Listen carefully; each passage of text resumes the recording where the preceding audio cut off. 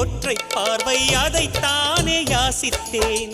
இளையார் என்றால் கிளியே என் உயிர் போக யோசித்தேன்.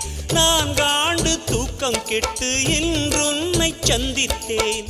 காற்றும் கடலும் நிலமும் அடித்தீ கூட தித்தித்தேன். மாணிக்கத்தேரே புனை மலர் கொண்டு பூசித்தேன். என்னை நான் கிள்ளி இது நிஜம்தானா சோதித்தேன். இது போதுமே இது போதுமே இனி என் கால்கள் வான் போகுமே.